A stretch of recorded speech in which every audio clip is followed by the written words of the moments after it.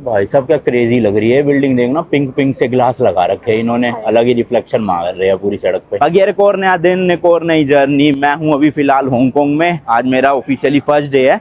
कल रात को मैं जापान से फ्लाइट पकड़ के यहाँ पर आ गया था, या आप इंडिया से आते हो तो इंडिया से आ सकते हो, जैसे भी है। मेरा ये लेओवर टाइप का ही है, समझ लो एक तरह से 2-3 दिन मेरे को यहाँ पे मिल रहे हैं। तो मैंने कहा चलो थोड़ा बहुत एक्सप्लोर कर लेते हैं हांगकांग और आपको भी दिखा देते हैं कि यहाँ पे क्या सिस्टम है पूरा। फिलहाल अभी तो पहले मैं एक एटीएम की तलाश में निकला हूँ, क्योंकि भाई अपने पास यहाँ की लोकल करेंसी नहीं है, जो कि क्या है हांगकांग डॉलर्स। तो पैसे होने चाहिए कैश में ना, वरना दिक्कत होती है ना। मेरे पास डॉलर है तो मैंने कहा एटीएम से निकालता हूँ फिर तो। अच्छा, मैं फिलहाल जहाँ पे हूँ ना, इस एरिया का नाम है शिम शा शुई। इसमें टी साइलेंट होता है, ऐसी प्रोनाउंस करते हैं शायद से, मेरे को लगता है जहाँ तक।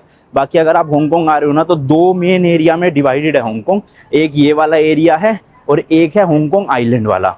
अब दोनों के बीच में डिफरेंस की बात बताऊं या फिर आपको कहाँ होटल लेना चाहिए वो बताऊं, तो देखो, अगर आप एक बजट ट्रैवलर हो, थोड़ा सस्ते में होटल वगैरह ढूंढ रहे हो, तो आपको शिम शा शुई में लेनी चाहिए प्रॉपर्टी, क्योंकि यहाँ पे आपको हांगकांग आइलैंड से कंपैरिजन में काफ़ी सस्ता मिलेगा।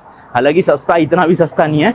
मैंने जो होटल रूम लिया भाई, वो 3,000 रुपये, 3,500 रुपये पर नाइट पड़ा है, और बड़ा बेकार सा छोटा सा रूम है। तो वो सबसे लोएस्ट है यहाँ पे, 3,500-4 हज़ार रुपये पर नाइट, समझ रहे हो। लेकिन जो हांगकांग आइलैंड का सबसे लोएस्ट होगा ना, वो होगा कम से कम 10-12 हज़ार रुपये पर नाइट। तो इसलिए वहाँ पे काफ़ी महंगा है एज कम्पेयर टू ये वाली जगह। लो भाई, अपने को एटीएम तो मिल गया। पहले तो कैश ही निकलवा लिया जाए यहाँ से। क्या भाई, इंग्लिश लैंग्वेज क्यों नहीं आ रही इसमें? ये सब तो चलो थोड़ा आइकन से समझ के निकालता हूँ। ये मेरे ख्याल सेविंग पूछ रहा होगा ना, यही है। तो अपने को निकालने हैं भाई 10,000 Hong Kong dollar. 10,000 Hong Kong dollar. Okay okay, कुछ तो बोल रहा है भाई ये। 15 हांगकांग डॉलर की फीस लगेगी शायद से। ओके, दे दो अब पैसा जल्दी जल्दी बस। ले भाई, कुछ तो आ गया कि नोट अलाउड। शायद मेरा ये HDFC का कार्ड इसमें चलेगा नहीं। इस एटीएम से तो भाई मैंने सारे ही कार्ड लगा के देख लिए, निकल के ही नहीं दे रहे पैसे। मुझे लगा मशीन में ही खराबी है, क्योंकि सारे कार्ड में तो दिक्कत नहीं हो सकती।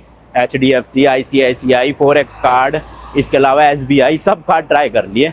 अब किसी और एटीएम चलते हैं। हालांकि ये सिटी बैंक का एटीएम था, इंडिया में भी है, इनकी ब्रांचें कितनी देख लो, फिर भी नहीं चल रहा। भीड़ भाड़ तो भाई अच्छी खासी है इस एरिया में, देखना गाड़ियों का कितना ज्यादा ट्रैफिक है, और लोग भी काफी ज्यादा दिखते रहेंगे आपको। ये सामने आ गया भाई हैंग सेंग बैंक, इसके यहाँ पे भी एटीएम है एक। गर्मी बहुत है यार, जापान में तो फिर भी टेम्परेचर सही था, यहाँ पे तो सही में पसीने से छूटने लग गए 2 मिनट चलने पे ही। तो वही है भाई, अब इंडिया में भी तगड़ी गर्मी हो रही है। 2-4 दिन बाद इंडिया पहुंच जाऊंगा तो गर्मी झेलनी पड़ेगी। तो भाई इस वाले बैंक से निकल के मेरे HDFC वाले से, ICICI से तो यहाँ भी नहीं निकल रहे थे, और 3,000 हांगकांग डॉलर निकलवाए है। देखो इस तरह का नोट होता है भाई, क्या मस्त लग रहा है ना। ऐसे शेर की फोटो है और 1,000 डॉलर, ऊपर लिखा था Hong Kong and Shanghai banking corporation. चलो जी, अब अपना काम हो जाएगा। ये होगा इंडिया के लगभग 30-32 हज़ार रुपये, एंड मेरे अकाउंट से कटे हैं लगभग 33,500 रुपीज़। अगर आप दोनों को डिवाइड करोगे तो एक हांगकांग डॉलर में आ गए इंडिया के 11-11.25 रुपये। और अभी शायद HDFC बाद में 4% और काटता है, जहाँ तक मुझे पता है, कई लोगों ने बताया कमेंट्स में। तो उस हिसाब से आप देख लो, मोटा मोटा 11.5 या 12 रुपये के आसपास एक हांगकांग डॉलर पड़ेगा। तो अब मैं जितने भी आपको प्राइसेस बताऊंगा, आप उसको सीधा सीधा 11.5 रुपये या 12 रुपये से मल्टीप्लाई करते रहना, तो आपको इंडियन करेंसी में प्राइस पता चल जाएगा। हाँ, तो एरिया की बात कर रहे थे, एक तो यही फर्क हो गया, यहाँ पे थोड़े सस्ते होटल मिल जाएंगे आपको, और हांगकांग आइलैंड में थोड़े महंगे मिलेंगे। प्लस हांगकांग आइलैंड में फ़ायदा ये है कि भाई वहाँ पर ना आपको घूमने की जगह सारी मिलेगी, मतलब ऊंची ऊंची स्काई स्क्रैपर्स हो गई, मॉडर्न बिल्डिंग्स हो गई, यहाँ पर भी है ये सब कुछ। बट थोड़ा सा ना आपको ये ओल्ड टाउन की वाइब देगा, मतलब बहुत ज़्यादा भीड़ भड़का, इतनी ज़्यादा साफ़ सफाई नहीं। और हांगकांग आइलैंड आपको प्रॉपर ऐसे दिखेगा, मतलब कि भाई साहब क्या ही आ गए, आप समझ रहे हो ना, थोड़ा मॉडर्न साइड दिखेगी एकदम से। और दूसरा, यहाँ पर आपको थोड़ा कंप्यूटर्स वगैरह की शॉपिंग करनी है, गेमिंग कंसोल खरीदने हैं, तो ये वाला शिम शा शुई जो है ये बेस्ट है जगह। और अगर आपको वैसे थोड़ी सी प्रीमियम वाली शॉपिंग करनी है तो हांगकांग आइलैंड है। और बाकी टूरिस्ट स्पॉट सारे ज़्यादातर हांगकांग आइलैंड में ही हैं। बट ये दोनों ही एरिया ना यहाँ की मेट्रो से और बसेस से वेल कनेक्टेड है। तो आप यहाँ पे होटल लेके वहाँ पे जाओगे तो 25 से 30 मिनट 40 मिनट ही लगते हैं ऐसे। तो पैसे बचाने हैं तो यहीं रहना जैसे मैं, और अगर आपके बजट की दिक्कत नहीं है तो अपना वहाँ पे लो। अभी फ़िलहाल मैं एक 7-Eleven जा रहा हूँ भाई, पास में ही है, 2-3 मिनट की वॉक पे, क्योंकि मेरे पास 1,000 के नोट है तो उनको थोड़ा सा चेंज भी करवाना है। और यहाँ हांगकांग में ना एक ऑक्टोपस कार्ड है, वो बहुत चलता है। तो बेसिकली आप उसमें पैसे डलवा के रख सकते हो, और उसी कार्ड से मेट्रो में पे कर सकते हो, बस में पे कर सकते हो, या स्टोर में पे कर सकते हो, ऐसे 7-Eleven जैसे। तो मैं सोच रहा हूँ वही कार्ड ले लेता हूँ एक, वरना ना बस में क्या दिक्कत है, यहाँ पे जितना आपका टिकट प्राइस है ना एग्जैक्ट चेंज डालनी पड़ती है, और चेंज नहीं है तो जितने हैं डाल दो। फिर कल ऐसी मेरे $5-6 का नुकसान हो गया।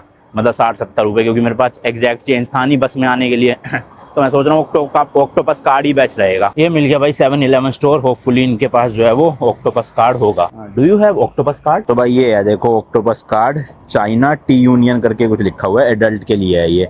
तो ये मेरे को पड़ा है अराउंड भाई 42 या 43 हांगकॉन्ग डॉलर्स का। इंडियन करेंसी में अराउंड 500 रुपये का ये कार्ड हो गया, लेकिन इसमें बैलेंस जीरो है, सिर्फ 500 रुपये का कार्ड है। और उसके अलावा मैंने 200 हांगकॉन्ग डॉलर और ऐड करवा लिए इसमें। तो मोटा मोटा देखा जाए इंडिया के अब ये इसमें 2000 रुपये से भी ऊपर है, जो मेरे को लग रहा है आज और कल दोनों दिन आराम से ये चल जाएगा, पब्लिक ट्रांसपोर्ट जितना भी मैं यूज़ करूँगा।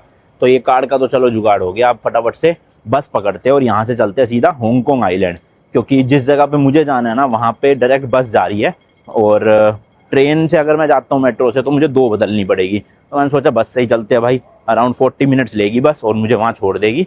फिर एक्सप्लोर करना शुरू करते हैं हांगकॉन्ग को, और आपको कुछ इंटरेस्टिंग फैक्ट्स एंड हिस्ट्री भी बताऊँगा इसके बारे में कि कैसे ये एक अलग से कंट्री नहीं है, मतलब काइंड ऑफ आप कह सकते हो कंट्री है भी बट कंट्री नहीं भी है। तो कंफ्यूज मत होना, थोड़ी देर और वेट करो, बताऊँगा। भाई सब ये बिल्डिंग देखना कितनी पतली सी और सबसे ऊँची बिल्डिंग लग रही है यहाँ पे, देखो बाकी सब बिल्डिंगें कितनी नीचे नीचे, ये अलग से ही भाई सुखड़ सी हड्डी जैसी खड़ी हुई है इतनी ऊंची। हालांकि ऑब्वियसली चौड़ी तो है बट इतनी चौड़ी नहीं है। आप दूसरी है देखो, जैसे ये बिल्डिंग कितनी चौड़ी है ना, पर स्टिल इतनी हाइट नहीं है इसकी, और इसकी तो भाई चौड़ाई इतनी कम है और हाइट इतनी ऊंची है भाई, क्रेजी।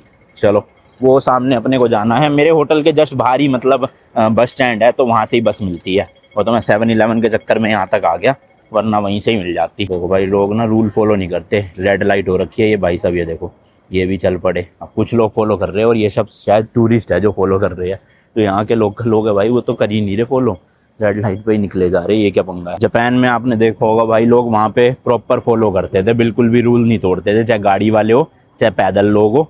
बट यहाँ पे लग नहीं रहा वैसा सीन है, यहाँ पे तो सब मर्जी से चल रहा है अपनी। एंड ये रोड ना भाई अभी दिन में तो साफ सुथरी दिख रही है, मतलब कोई कूड़ा कचरा नहीं है। बट मैं कल रात को जब आया भाई इतना गंद मचा हुआ था यहाँ पर, मतलब कागज रैपर ऐसे ही लोगों ने बोतलें पी के फेंक रखी थी पानी की।